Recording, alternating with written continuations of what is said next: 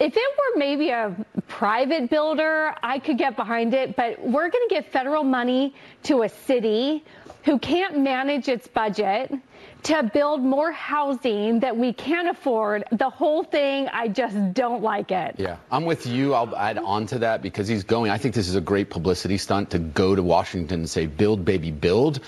And I would be for that if that was just it. But the problem is back here, he's stepping on the gas to build in Washington, but he's stomping on the brake in New York because he's raising property taxes, which squelches. He wants to. No, he's going to find a way to do it, right?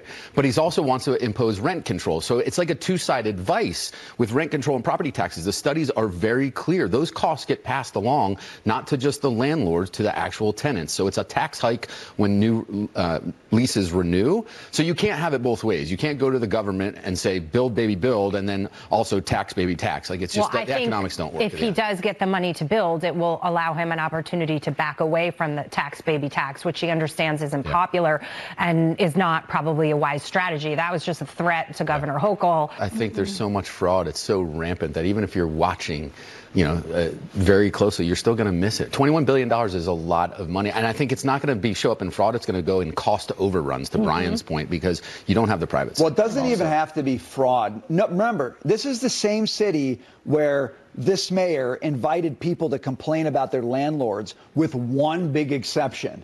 Nobody who lives in public housing gets to show up and complain about it. So now he's going to do a bunch of, I don't know, affordable public housing. Do you think, though, that this is just a great, brilliant, effective move by Mamdani, or is it just the absence and just complete ineffectiveness of the Democratic strategies, right? Like, he's doing what Brian said. This is common sense. Come to the president with something that he can agree on, that you can get behind.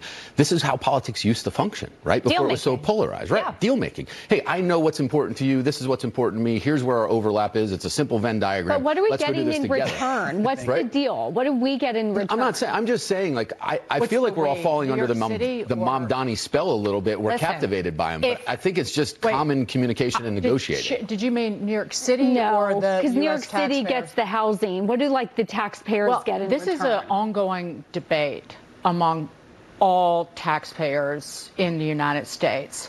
If you're a state or a locality, are you a giver or a taker to the federal fisc?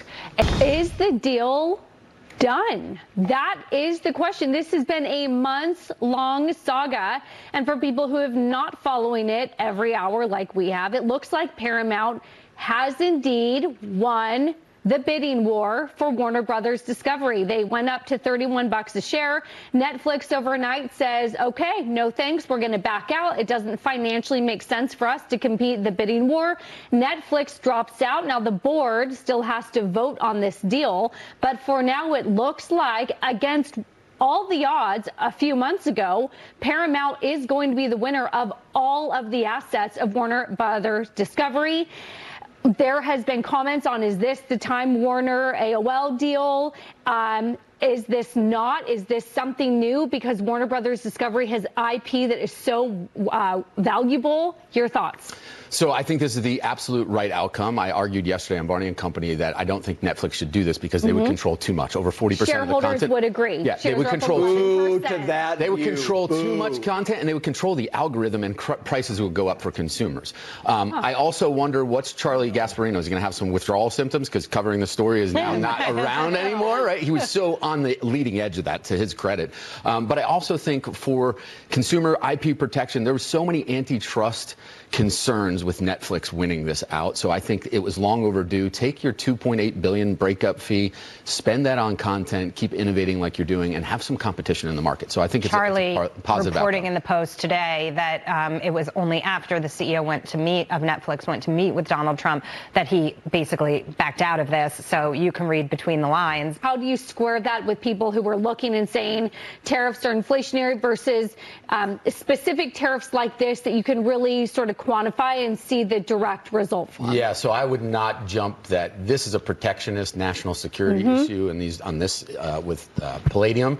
It's, even the environmentalists should be behind this because catalytic converters use palladium, platinum, and rhodium. Yeah. There's no replacements. There was a company, CDTI Technologies, that tried to come up with coatings that would do it. Sometimes just the rare organic mineral actually does it. it. But for PPI, I think it was a little bit hotter than expected, which, I think this gives Jerome Powell the cover he needs just to sit tight and not raise rates, even though the labor market is showing signs of weakening in the small business segment, right? So we saw 130,000 job print in January. But if you look at small businesses, it's really weakening. And I've argued, and I still believe this, that the labor market can roll over and cool much quicker than inflation can reignite. So the Fed should actually be cutting here, but I don't think we'll get a cut. We're not waiting on Godot. We're waiting on Warsh to come for a May cut. But I also think this underscores for investors, this Palladium story, why you should own a rare earth ETF like REMX. It's the Van Eck one. You don't have to pick which rare earth that you can't pronounce to invest in. You just get a basket of all of them. They have their own unique value to the country, and I think you're seeing this president and administration protecting critical industries and making sure that we don't have to rely on China and Russia, who control an inordinate amount. I mean, China's at like 63% of mining and 90% of refining. U.S. is at 8% and 1%. So we absolutely need to ramp up here.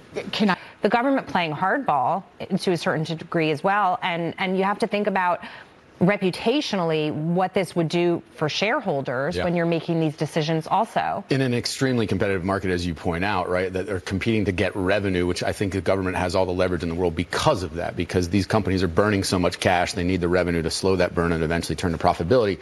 This is interesting for me because I think you have to answer a key fundamental question. Do you believe AI is essential to national security? And I would argue absolutely, unequivocally, right? So that means the U.S. needs its frontier models, the best models that is domestically produced, to allow them to do what we need to do to protect national security. Those models should not have veto ability over the defensive priorities. So does that mean the government should have open access and do whatever it wants? Absolutely not. But I don't know how you put those guardrails in because it's so dynamic. This is a technology that's evolving not on a year basis or a quarterly basis, every week. I mean, Claude reinvented itself in a week and a half, right? So how do you put something, guardrails on a moving object? So I think the government here is being smart by putting a hard and fast deadline to force an agreement and some type of compromise. I don't love a private enterprise trying to dictate what are the uses. I'm not going to get into the specific ones, but and try and determine what's lawful use or not. I think that's up for the courts and up for the government. Well, the Pentagon's being criticized in a way for kind of waging this fight instead of just moving on and finding that other provider, Taylor, for the service that they require. But I guess right now, technologically speaking, maybe there is no technology that is as good as Claude right now. Okay, so we were talking about this yesterday, right, Brian, where this is a horse race, that right now it seems like maybe Anthropic is the leader, but that doesn't mean tomorrow that changes, because as we've seen, every Monday things come out from over the weekend and there's a new leader. So I like competition. I think this means that the other ones are close, if not just a little bit behind. They can catch up. My worry, though, and I guess maybe I'm being a skeptic here, Lou, is that the government should have say. But you and I have talked that, post 9/11, there were conservatives and there were liberals who weren't liking all the mass tracking that was coming out. So that's where, is it up to the private sector to say, this is my company, these are my guardrails? You don't have to do work with me if you don't want. They think they know, but they don't know fully what's going on, what our foreign adversaries are doing, right? The private enterprise has no clue what the Chinese government is doing and how ahead of us they may be or how close we may be to falling behind. So they're trying to make a value judgment with imperfect information and inadequate information. I think you like it or not, you have to trust the government to an extent when it comes to national security. Anthropic is an interesting beast because you're right. On the one hand, they've opposed selling chips to China and enabling China with AI. So I agree with you on that. On the other hand, look, if you've got an operation and one of your key supply chain partners in the middle of that operation reserves for itself the right to say, we're stopping here, and you've put U.S. assets on the line, boy, that is a huge national security risk. I don't compel Anthropic to do anything, but I'd walk away. I would walk away from that. And these guys, look, these guys come out of the effective altruism movement, okay? And I trust that about as much as I trust a bullet heading right at my head. Those guys love to exert control without ever being given the legitimate means to power. So Walk away. Department of War, walk away. Don't force these guys to build what you want. Walk away. There are other guys. Maybe that's the story between the lines, because I don't think you can just walk away. The switching costs, it seems like it's simple, like just unplug this AI model and plug into a new one. It's absolutely not. It's so interwoven into our intelligence. AI, remember, is iterative and learning. So the Department of War has already integrated into their systems. It's not simply like swap it out and plug a new light bulb in, right? No, I don't disagree. So I think that's why, know more about this than I do. But I think that's why, I mean, for me, maybe I've been on Wall Street too long and have been involved in too many bravado negotiations where I see this as the government just leaning in saying, this is an intense negotiation. We need this. Full stop, no questions, and that they're just negotiating hard, right? We're setting a firm deadline. There are other choices out there, but we're going to get what we want. So you're going to hang with these guys and do this for the next 10 years? When you're 10 years, saying I'm not don't saying walk away, Renee. Don't walk. I'm saying walk away, Renee. I'm changing the lyrics of the song. All right, we got to go. Sorry. It's also about posturing by the people in the administration. Yeah. Is that a win must be a win, must be a win, must be a win. Right. My daughter sees me put on chapstick in the morning. She calls it lipstick. She goes, "May I have lipstick?" And I put a little Burt's Bees chapstick on her.